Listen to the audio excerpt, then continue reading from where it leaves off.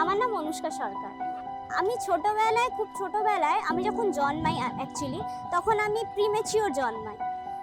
অনেকজন বলেছিল আমি মানে বাঁচার আশাটা খুবই কম, ডাক্তারও বলেছিল। তো কিভাবে একটা মিরাকেল হয় আমি সেটাকে পার করে যাই। তো তারপর আমি ঠিক একদম নর্মালি চাইল্ড ছিলাম। আমি 1.5 বছর পর্যন্ত 1.5 মাস পর্যন্ত আমি নর্মালি চাইল্ড ছিলাম। তারপর হঠাৎ করে আমার মাথাটা আস্তে আস্তে ভারী হতে লাগে। মাথাটা অনেকটা বড় হতে লাগে, শরীরের তুলনায় মাথাটা অনেকটাই বড় হতে লাগে, যেরকম ইটি টাইপের। অনেক চিকিৎসা করার পর, অনেক কিছু করার পর আমাকে আমার প্যারেন্টসকে বলা হলো কিছু একটা ডিসঅর্ডার থাকবে, কিছু ডিসঅর্ডারটা সেটা কি সেটা তখনও ধরা যায়নি। ডাক্তারও বলতে পারিনি যে ডিসঅর্ডারটা আসলে কোন সাইড থেকে আসবে।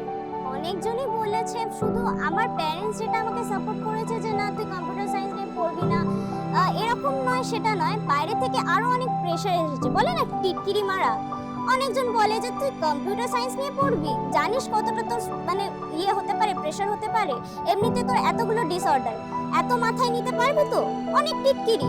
অনেকজন বলে যে কম্পিউটার নিয়ে পড়া বিশাল বড় ব্যাপার, কত দূর আর যেতে পারবি। আমার মতে তাদের ইয়ে হচ্ছে বলা, পড়াটা তো আমার দায়িত্ব, ওরা বলুক না, আমি তো করবো তো আমি নিজে। এবার আমি নিজে জানি আমি কতটা এগোতে পারবো। उसको इतना प्रॉब्लम है, उसका हाइट की वजह से उसको बहुत प्रॉब्लम है। वो लैब में भी उसको हाइट की वजह से बहुत प्रॉब्लम होता है, बैठने उठने में भी। और बहुत सारे ये है कि क्लास के टाइम हम लोग कुछ गलती करते हैं तो टीचर लोग हम लोग को डांटते हैं। उसको हम लोग का ये होता है कि हम खुद भी नॉर्मल है, फिर भी मुझे ये होता है तो मुझे बहुत ये होता है कि नहीं, टूट जाते हैं कि नहीं क्लास नहीं करेंगे, बहुत ये हो रहा है। पर उसका ये है कि उसको पढ़ाई के प्रति इतना ज़्यादा ये है कि वो डेली क्लास भी आएगी, डेली अच्छा से ये करती है।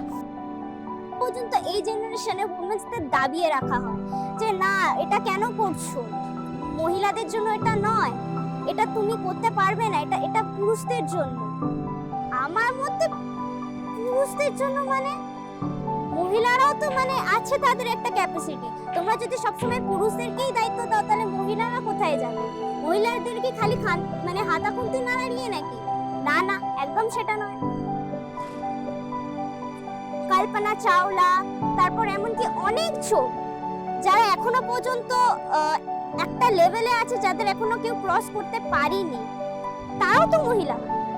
তাদেরকে যেরকম চোখে দেখা হয়, তাদেরকে যেরকম একটা সম্মানিত করা হয়, আমি চাই প্রত্যেকটা মহিলাদের এরকম সম্মানিত করা হোক, কাউকে ডাউনকাস্ট করাতে না।